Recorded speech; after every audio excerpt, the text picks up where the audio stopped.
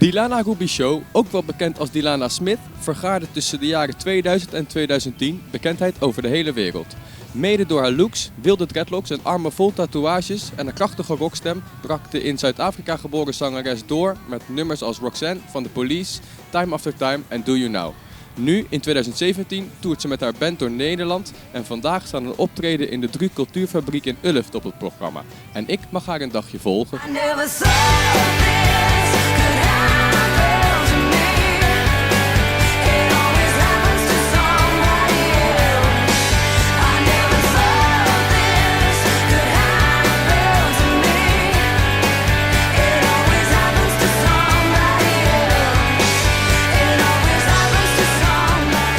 Welcome, Dilana. Thanks for joining me. How did you like the show today? I thought it was really great. Yeah. It was a super energy. The audience was very responsive, and I felt so much love and energy. It was great. Well, take me back to the beginning. When did you find out, like, okay, I want to be a singer, I want to perform, I want to be on stage? It was really by accident when I was 15. I did my first singing contest when I was 7, but it was just because it was something to do at school and I could sing. But I always wanted to be an actress.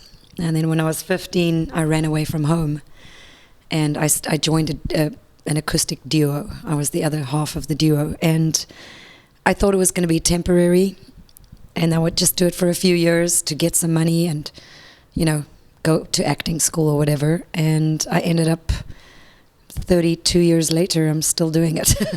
Yeah, great. Yeah. So, your first solo album, wonderful. I love it, by the way. Thank you. It's really amazing. Funny. I got that song, like, When You're Around. I got it on repeat all day long. Thank you. It's so great. But how did it come into being? Because you were in a group, and then you broke up, so you split up. And how did Wonderful happen, actually? I was in my own band called Casmelian. And then I got this offer from a Dutch record label to do a solo album titled Dilana Smith. And so it was a really sad moment when I had to tell the band I'm leaving and I'm going to go solo. It was really tragic for all of us. Yeah. But then I went along and just did my own thing. And we recorded the album. Some of those songs, like When You're Around, was written in a kitchen in Drenthe with my... still one of my favorite musicians and songwriting partners in the world, Jeff Swart, uit Emmen, Udem.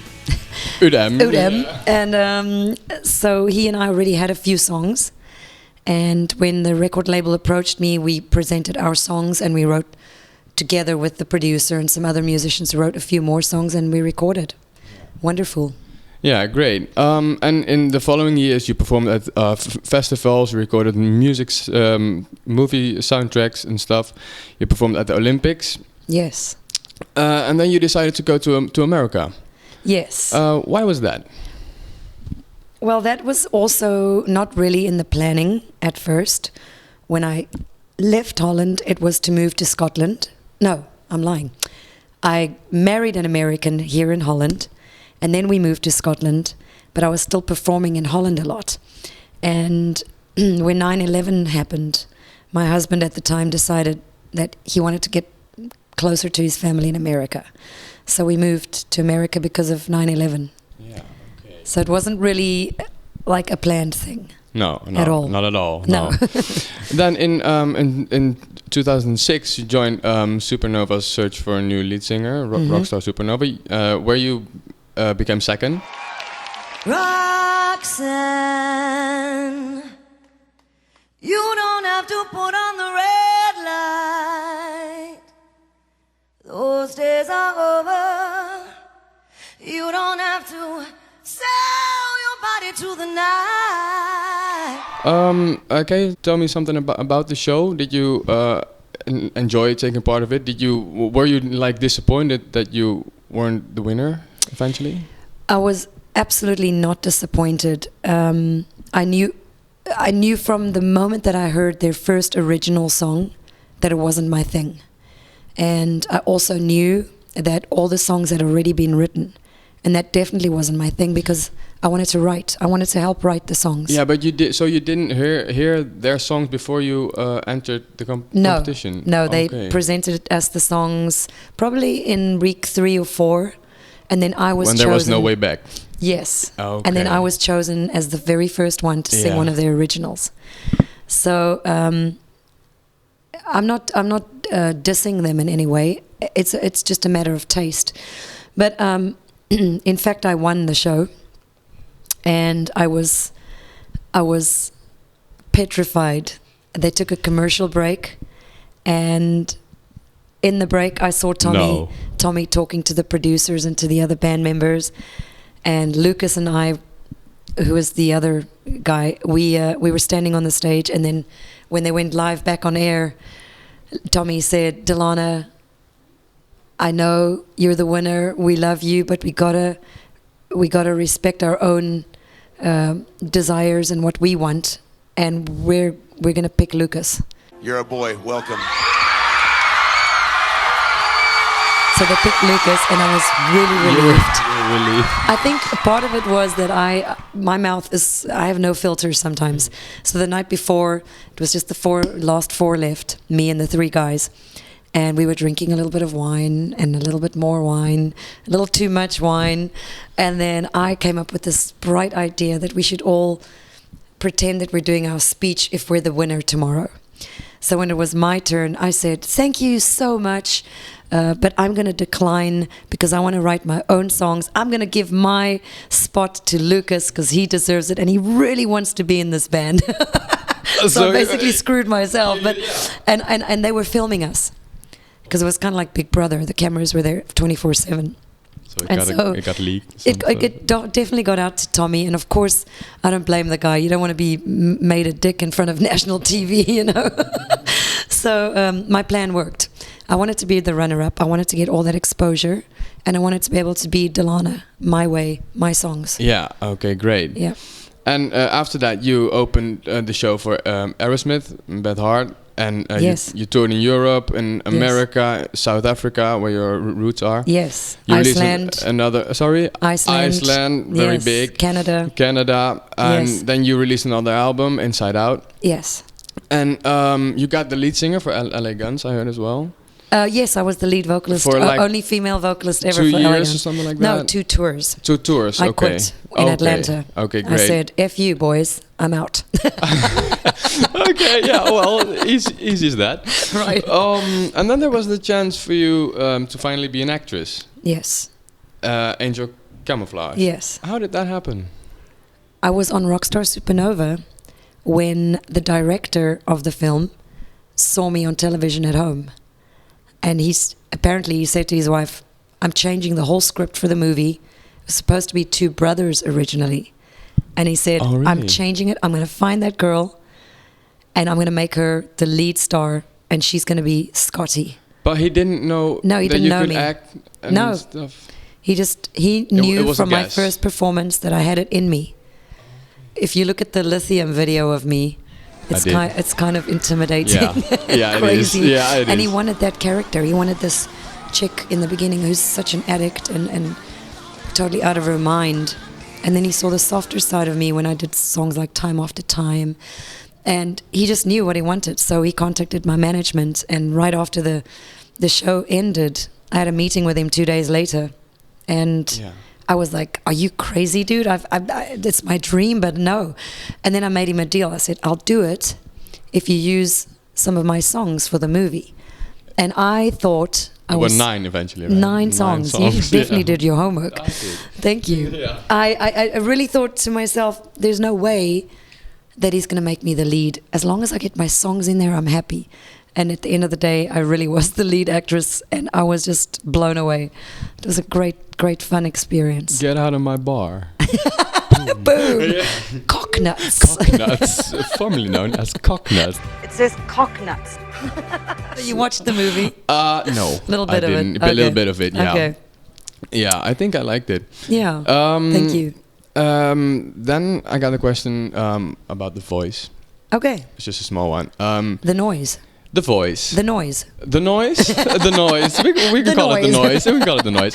Okay. You rocked the audition and you rocked Dark Horse, and then you woke up that day of the knockouts and you were like, oh no, this is bad. Yeah, then I decided I don't want to go any further on The Voice. I'm going to pretend I'm sick as a dog. No, you didn't. No, I didn't. Oh, okay, great. Oh, great. No, although I did see the contract and I knew that I didn't want to be the winner of The Voice. I knew that early on. I really want to just remain independent. I want to stay Dilana my way, my songs. You didn't pick the songs you said. You did pick Roxanne, right? I picked Roxanne. I gave them three choices. They picked Roxanne. I did not pick Dark Horse. Oh God, I no. thought that, no, that's no, not, I'm that's so not that girl. You know, Katy Perry. Sounded good, right? But I had to make it my own a little bit, so I just rocked it out. I just did me. You acted like during the performance. You were like I did me. You did you. Yeah. I did me. You made it your song. Me. I'm always Dilanaist. Always. Dilanaist. Okay. And that's a good one. But yes, I got really sick. 2 days prior, both my boyfriend and I woke up with sore throats just in the morning, and then it was gone by the end of the day. On the third day, which was the Voice day, I really felt bad. And then I had to drive 2 hours to get there. All the way there, it started feeling worse and worse. And then when I walked in the door, they handed me a big blanket. And I looked around and everyone was wearing big red blankets. And they said, this is for you. It was freezing in that building. Oh, no heating, real? Leaking roof, water everywhere. And I thought, God, this is not going to be good. And I told them, I'm not feeling well. I'm going to have to take really good care of myself. Yeah. Well, you know, we did the rehearsal. 3 times we had to sing the song Vol Gas for sound, for TV sound, for camera, and for our coaches. And all 3 times I nailed it, killed it. Waylon came on stage, said to me, you just do tonight what you did now, and you got this. And I was like, cool, thanks. After that, I sat around. There was like around 1 in the afternoon. My performance was at 8:30 that night. So from 1 till 8:30, we had to sit in that cold room. And I just got worse and worse and worse. And the next minute, they called me for wardrobe, and I went, and I realized I didn't even have a voice. I didn't know. I was sitting with my headphones watching Netflix, killing time. I didn't know my voice had deserted me. And so I'm telling you, those last 2 hours, and that's why I was so upset after my performance. It had nothing to do with not being on the show. It was a shock to my system. For 2 hours, I was in complete shock. Didn't know what the hell to do. This had never happened to me in my whole career. And I didn't know what to do. I was doing vocal exercises, but I couldn't even get a out. No. I could go, that was it. And so, you know, for 2 hours, this stress is boiling, this anxiety, what the hell's going to happen? Should I quit now and just not go out there and humiliate myself? Or do I go out as a professional and do whatever I can? The show must go on. And I just relied on my inner strength and my voice to be there for me. And on this day, my voice was just not there for me. And I didn't know what to expect, what was going to come out of my mouth. So when I started the first line and it was like, I was like, oh shit, we're done, we're screwed. I was like, and then I knew for the rest of the song, I had to change melodies, I had to change notes. That was my question, because you said during the rehearsals you were like, okay, you nailed it. But during the show, you got like, I don't want to sing, but it must have been love, but it's. Oh, you didn't make it to that one. Over now. I did like, but it's over now. Yeah, you did like that. Yes. It sounded great as well, in my opinion. I just made my own version because it's all I could do on the moment.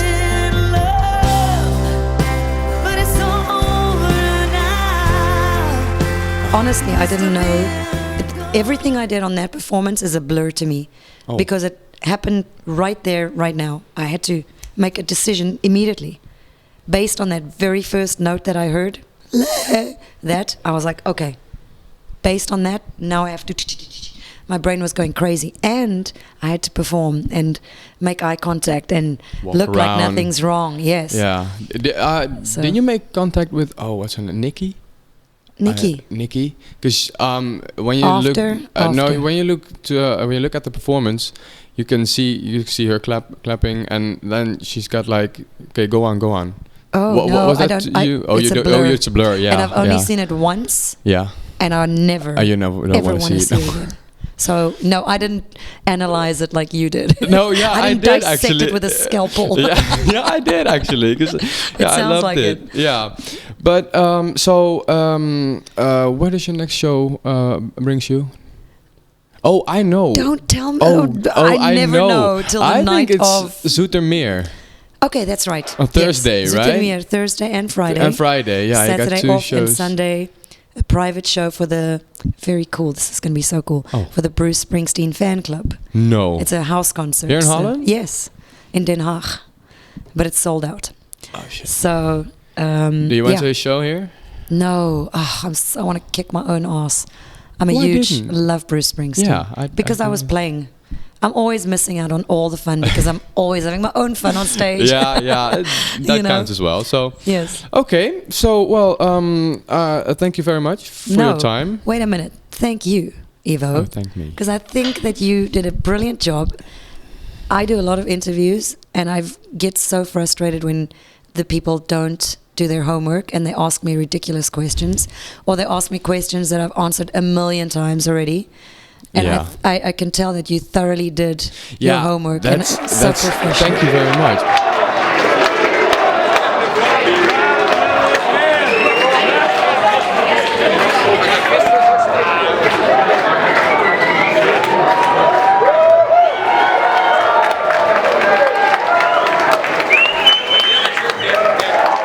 Well, thank you. Thank you, and I wish you all the welcome. best. Thank you. And See you at a show. Probably I hope that's so. gonna happen. All right. Thank you. Cool.